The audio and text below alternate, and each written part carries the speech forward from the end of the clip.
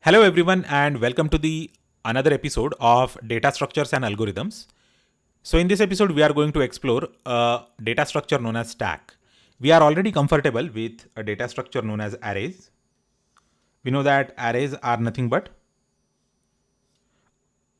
a collection of similar fundamental data structures like integer and integers as well as floats or characters. An array of character is known as string and rest of them are known as simple arrays. So this is how an array is represented in a memory of a computer. Now I want to give a bit more flair to this array. I want to use it for my own purpose. There is a nice data structure known as stack. So usually stack utilizes these arrays in order to operate. So I will show you actually how a stack looks like. So you must be aware of stack of coins or stack of plates. Basically, we are just using the concepts from real life to create data structures in the world of computer. So this is a simple stack and these are all the members of that particular stack.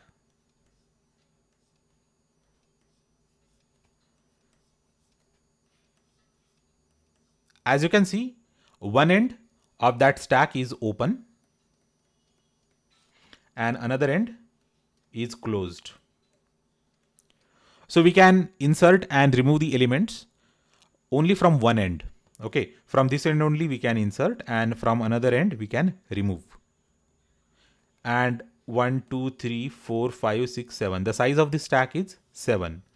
I mean, there could be many types of stacks. So suppose if you are going to use arrays and your programming language doesn't allow arbitrary number of arrays, okay, or arbitrary length of arrays, then the size of your stack which you have implemented using those arrays is going to be fixed. But if your programming language allows you to add any number of elements to your arrays, then you are going to have a stack without any sort of fixed size. Or if you are going to create a stack using linked list, then you are not going to have a fixed size for your stack. So we are going to discuss that thing in the later part of this episode. But for now, just remember that this is nothing but the real life representation of a stack of coins or a stack of plates or stack of books. You will always be able to take out anything from the top, or you will always be able to add something in the top. But if you try to add something in the middle, then it is going to be a bit difficult and you can't even take something out from the middle. Similarly, with the bottom also the same case is there. You can't add something or take out something from the bottom. So this is a stack, real life representation of stack in the computer memory. And this is a very useful data structure. Now I'm going to tell you what are the applications of stack and all. Okay, but before that we are going to understand how we can perform a lot of operations on stack. So there are probably 2 or 3 fundamental operations the way you see it. The first operation is you can check if the stack is empty, empty. So if there are no elements, then this stack is empty. And then you can push an element. Push means add the element from the top, and you have to pass it the element to be pushed. You have to pass it a number or a character or something. And there is something known as pop. Okay, so this pop is something like you take that element out and it is going to return you a value, and you can assign it to a variable var1. Okay, push is going to put the element and pop is going to take that element out.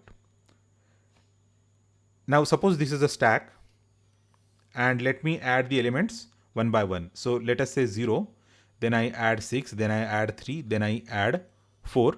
Now I am going to pop the elements. Okay, so I have just pushed.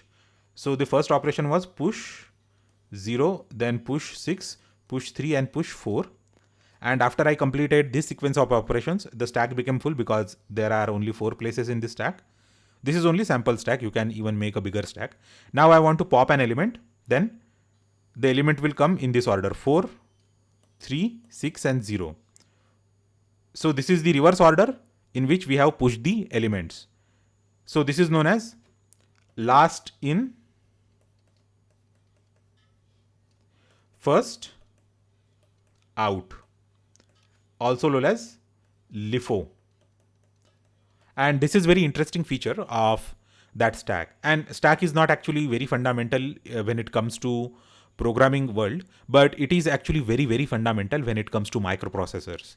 Now I will tell you how stack actually can be very useful in the real life. So I'm going to tell you the example how stacks are useful in real life. Okay. So now let us come to the programming. Suppose we have a routine,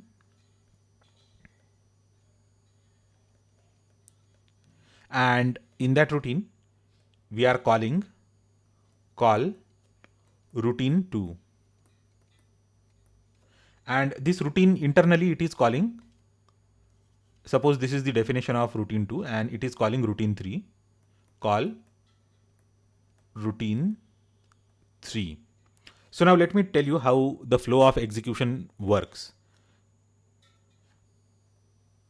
So this is a stack and our program counter is a place where we are storing the address of the current or the next instruction. Okay, this is known as PC, and this is the hardware stack, HW stack. So I am actually into routine 1 and I am executing all these statements. The control of your microprocessor or your compiler or your interpreter is executing everything, and we are actually here at call routine 2 statement. Then what is going to happen is that the address ADD1 is the address here, okay? And this address will go to the stack. So I will write here ADD1. And the program counter is going to switch to the place where it finds routine 2, and it is going to continue executing routine 2. Now we are in the call routine 3. Program counter will again, this is address, let's say 2.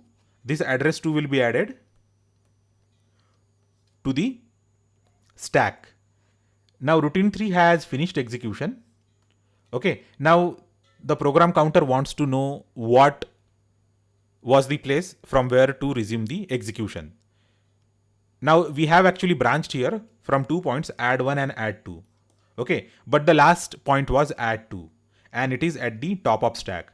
So the control of your microcontroller or your interpreter in programming language is going to pop the stack, retrieve address 2, and from that address 2 it is going to continue execution.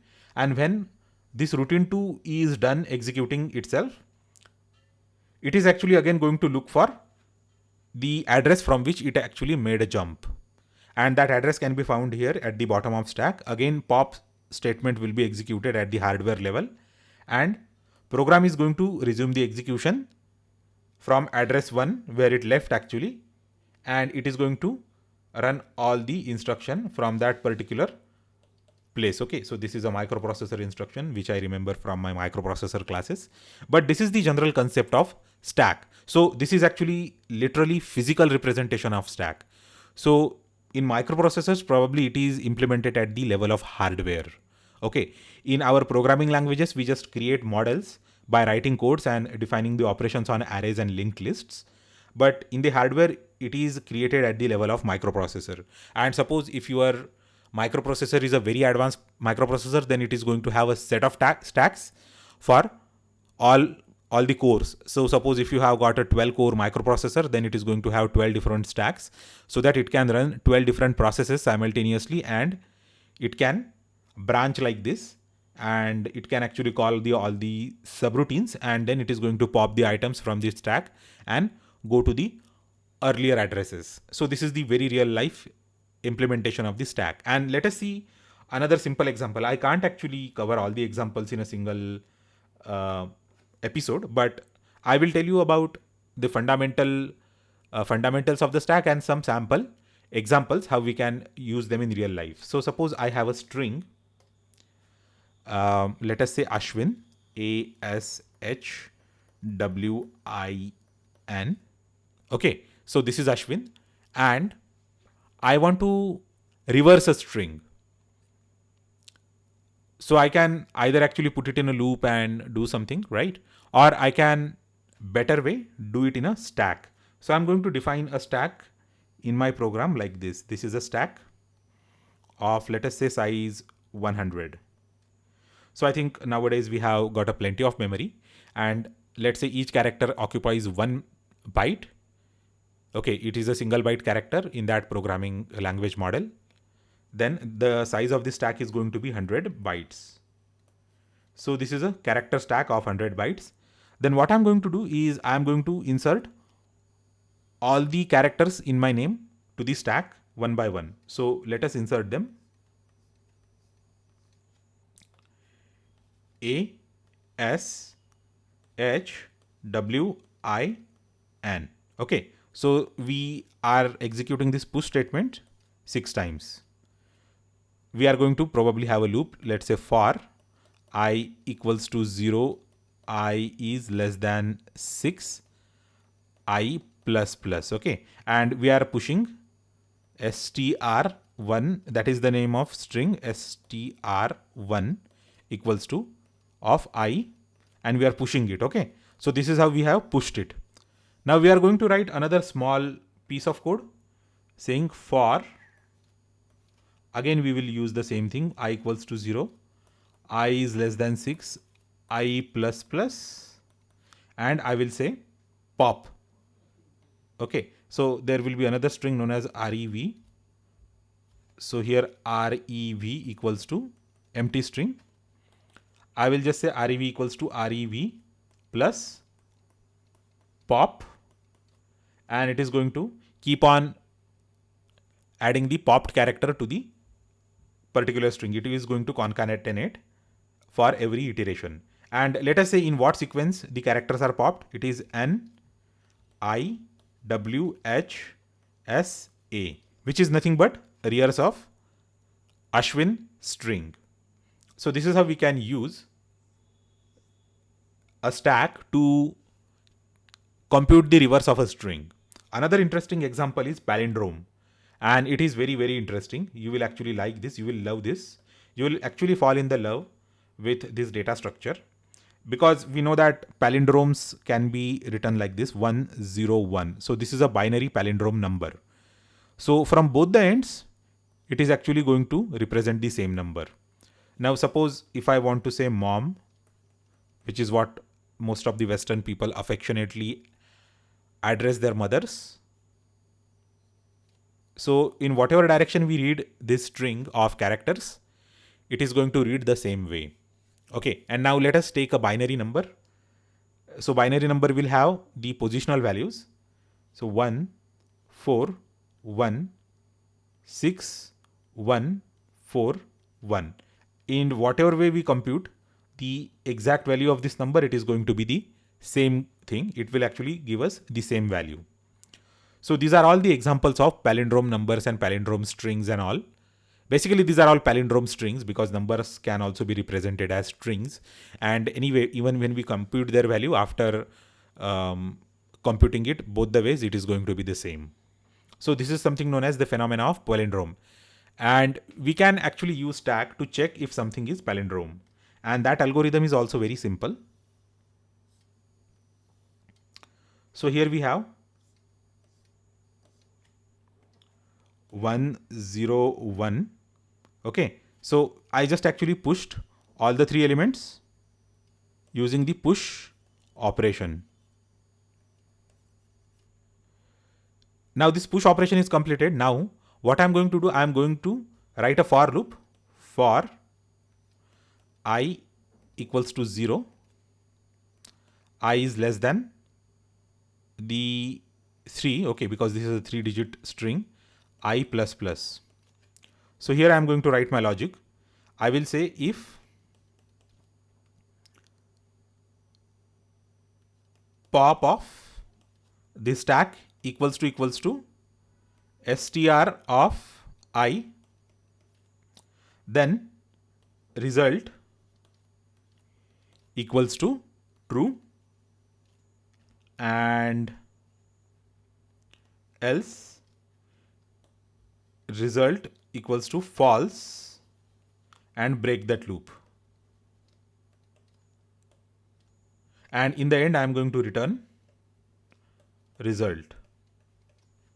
So this is how we can use a stack to compute the palindrome. So first time we are actually visiting it in straight way, and second time also we are visiting it straight way, but we are just actually comparing the characters with popped characters. So whenever we are going to pop that stuff, it is going to create a reverse string, and we are then checking the position of characters popped if it is same as the position of characters that we are visiting directly. Okay, or you can actually write a routine that is going to compute the reverse of that, and then we can directly compare reverse, or we can even actually do it in single line of code. I can just say str of 1 equals to rev of str of 1. If it is equal to 1, then return true or return false. Okay, and this reverse is going to have this entire logic. Okay, that we are reversing that string using stack. So this is how we can work with stack. So these are two very good examples. We are using stacks, and there are a lot of advanced operations that we can perform with the help of stacks, and it is not actually possible to cover all these operations in the introduction video. So we are actually now going to write various programs using programming languages like C, C++, Java, JavaScript, Python, C# to demonstrate a lot of applications and all the operations on the stack. So be patient and subscribe to my YouTube channel in case you don't want to miss any one of those videos. And you will actually find a lot of very good videos on my channel. So go ahead and search all the videos. You will find a lot of programs that are utilizing stack. And I have actually even mentioned that in the title of that video, as well as the hashtag that program is using the data structure stack. So I hope that you have understood the concept of stacks, and my handwriting is not very good and I'm actually using this pen tablet very first time. So it is actually getting some time for me to get acquainted with all this digital learning and teaching devices. So please forgive me if I have committed any mistake. Thanks a lot again for watching my video lecture, and I will see you next time.